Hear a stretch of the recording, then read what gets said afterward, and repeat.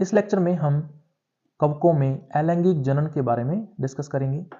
तो ऐसा जनन जो समसूत्री बीजाणुओं के द्वारा होता है कवकों में, उसको हम अलैंगिक जनन कहते हैं।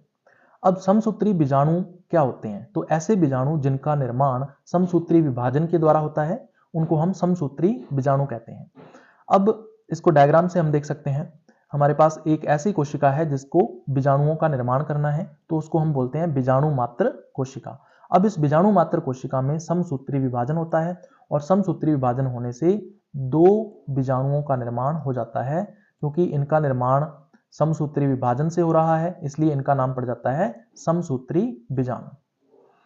अब इनकी उत्पत्ति की बात करते हैं। जो समसूत्री बीजाणु हैं, उत्पत्ति के आधार पर ये दो प्रकार के होते हैं। तो दो प्रकार की उत्पत्ति इनकी हो सकती है, अंतर्जात उत्पत्ति और बहिर्जात उत्पत्ति। अगर अंतर्जात उत्पत्ति होती है तो उनको बोलते हैं अंतर्जात बीजाणु, और अगर बहिर्जात उत्पत्ति होती है तो उसको बोलते हैं बहिर्जात बीजाणु।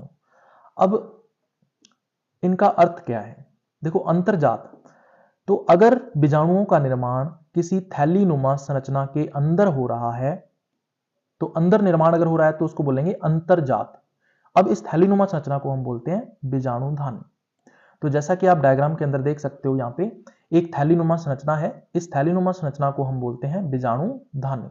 इस बीजाणुधानी के अंदर बीजाणुओं का निर्माण हो रहा है, तो इस तरह के जो बीजाणु हैं वो अंतर्जात बीजाणु कहलाते हैं। अब ये जो बीजाणुधानी है ये एक वृंतनुमा संरचना के ऊपर टिकी रहती है। अब इस वृंतनुमा संरचना को हम बोलते हैं बीजाणुधानीधर, यानी बीजाणुधानी को धारण करने वाला जो वृंत है उसको बीजाणुधानीधर कहते हैं। अब ये जो अंतर्जात बीजाणु है ये हमें निम्न कवकों के अंदर देखने को मिलते हैं। तो केवल निम्न कवकों में ही अंतर्जात बीजाणु होते हैं। तो निम्न कवकों में मैंने आपको 6 वर्गों के नाम बताए थे: जाइगोमाइसिटीज, ट्राइकोमाइसिटीज, काइट्रीडियोमाइसिटीज, हाइफोकाइट्रीडियोमाइसिटीज, प्लाज्मोडियोफोरोमाइसिटीज एंड ooमाइसिटीज। इन 6 वर्गों के अंदर ही केवल जो अंतर्जात बीजाणु हैं ये पाए जाते हैं। उसके बाद हम बात करते हैं बहिर्जात बीजाणु। तो बहिर्जात का मतलब होता है बाहर की तरफ। तो अगर जो बीजाणुओं का निर्माण बाहर की तरफ हो रहा है वो सीधे ही बाह्य वातावरण के संपर्क में आ रहे हैं, तो इस प्रकार बने हुए जो बीजाणु हैं वो बहिर्जात बीजाणु कहलाते हैं। और बहिर्जात बीजाणुओं के लिए एक शब्द यूज किया जाता है कोनिडिया या कोनिडियम। तो आप देख सकते हो यहाँ पे एक वृंतनुमा संरचना है जिसके ऊपर जो बीजाणु है उसका निर्माण हो रहा है, जिसको हम कोनिडियम कह रहे हैं। तो ये सीधे ही बाह्य वातावरण के संपर्क में आ रहा है, तो इसलिए इसको बहिर्जात बीजाणु कहते हैं। तो अब ये बीजाणु जो है यानी कोनिडियम जो है वो एक वृंतनुमा संरचना ने इसको धारण किया हुआ है, तो इस वृंतनुमा संरचना को हम बोलते हैं कोनिडियम धर। अब ये बहिर्जात बीजाणु हमें कौन से कवकों में देखने को मिलते हैं? तो जितने भी उच्च कवक होते हैं उनमें हमें बहिर्जात बीजाणु देखने को मिलते हैं। तो उच्च कवकों में 3 वर्गों के नाम मैंने आपको बताए थे: एस्कोमाइसिटीज, बेसिडियोमाइसिटीज एंड ड्यूटीरोमाइसिटीज। तो इन तीनों वर्गों के अंदर हमें बहिर्जात बीजाणु देखने को मिलते हैं। उसके बाद सबसे पहले हम बात करेंगे जो अंतर्जात बीजाणु हैं। अब ये अंतर्जात बीजाणु जो हैं वो गतिशीलता के आधार पर 2 प्रकार के होते हैं। एक को बोलते हैं चल बीजाणु, जो चल सकते हैं यानी गति कर सकते हैं, और दूसरे होते हैं अचल बीजाणु, यानी जो चल नहीं सकते, गति नहीं कर सकते, उनको अचल बीजाणु बोलते हैं। तो अब इनमें अंतर की बात करते हैं, तो एक एक करके हम अंतर करेंगे।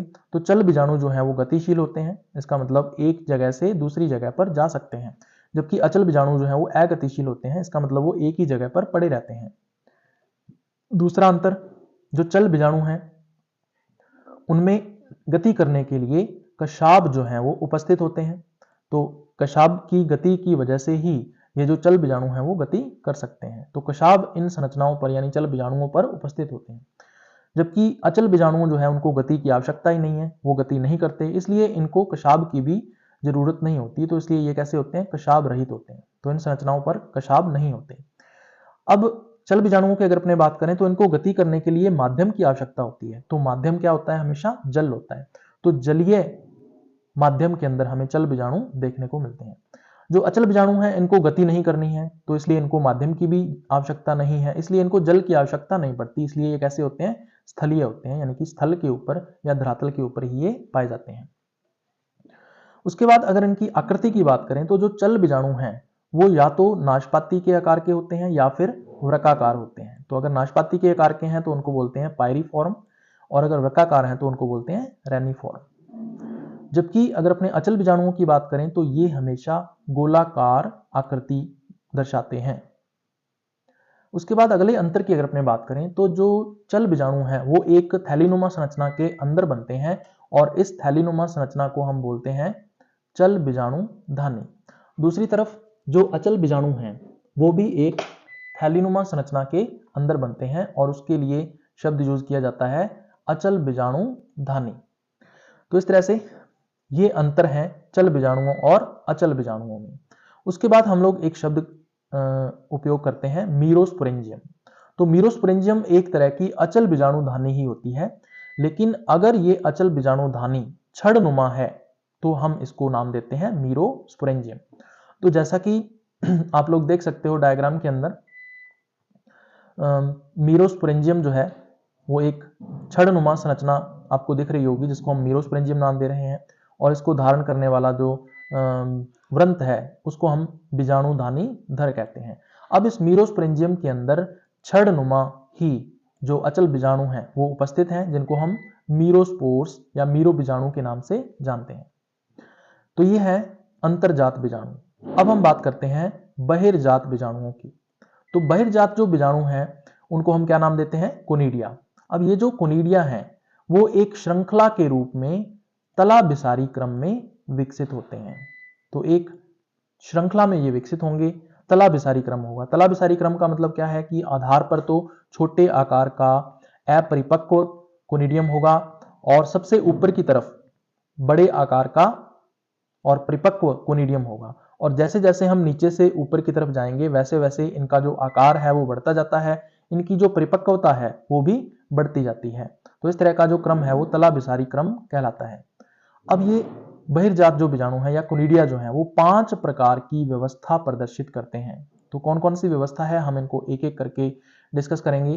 तो सबसे पहली जो व्यवस्था आती है वो आती है एकल, यानी जो कोनिडियम है वो एकल रूप से भी विकसित हो सकता है। तो आप देख सकते हो ये एक वृंतनुमा संरचना है जिसको कोनिडियम धर बोलते हैं, और इसके शीर्ष पर केवल एक ही कोनिडियम जो है वो उपस्थित है। तो इसलिए इसको हम लोग क्या बोलते हैं? एकल व्यवस्था। उसके बाद अशाखित श्रृंखला के रूप में भी जो कोनिडिया है वो विकसित हो सकते हैं। तो आप देख सकते हो एक वृंतनुमा संरचना है जिसको हम कोनिडियम धर बोलेंगे, और इस पर अशाखित श्रृंखला के रूप में जो कोनिडिया है वो विकसित हो रहे हैं। सबसे नीचे की तरफ जो कोनिडियम है वो उसको यंग कोनिडियम या तरुण कोनिडियम बोलेंगे, और जैसे जैसे हम ऊपर की तरफ जाते हैं वैसे वैसे इनका आकार भी बढ़ता जाता है, और इनकी जो परिपक्वता है वो भी बढ़ती जाती है, और सबसे ऊपर की तरफ मैच्योर कोनिडियम होगा, यानी कि परिपक्व कोनिडियम जो है वो हमें देखने को मिलेगा। उसके बाद तीसरी व्यवस्था आती है शाखित श्रृंखला। अब ये जो श्रृंखला है वो शाखित भी हो सकती है। तो सबसे नीचे की तरफ इसमें क्या है? एक वृंतनुमा संरचना है जिसको कोनिडियम धर बोलते हैं।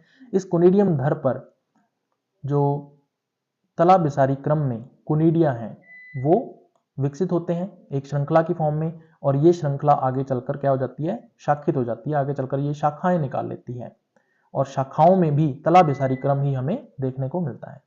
तो ये तीसरी व्यवस्था है। उसके बाद चौथी व्यवस्था है वेसिकुलर। वेसिकुलर में क्या होता है? जो कोनिडियम धर है उसका जो शीर्ष भाग है वो फूल जाता है, और इस फूले हुए भाग को ही हम क्या बोलते हैं? वेसिकल बोलते हैं। अब इस वेसिकल पर बोतल नुमा संरचनाएं विकसित होती हैं, और इन बोतल नुमा संरचनाओं को नाम दिया जाता है फेलाइड। अब हर एक फेलाइड जो है उस पर जो कोनिडिया है वो विकसित होते हैं एक अशाखित श्रृंखला के रूप में, और तला बिसारी क्रम में ये विकसित होते हैं। तो इस तरह की व्यवस्था कहलाती है वेसिकुलर।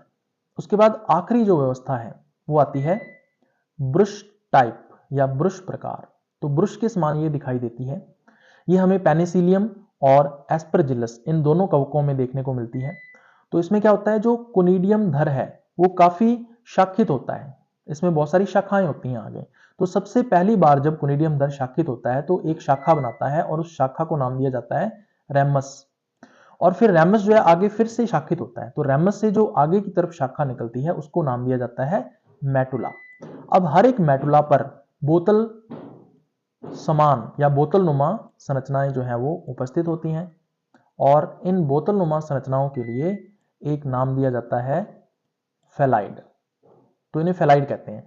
अब इस फेलाइड पर अशाखित श्रृंखला के रूप में और तला बिसारी क्रम में जो कोनिडिया हैं वो विकसित होते हैं।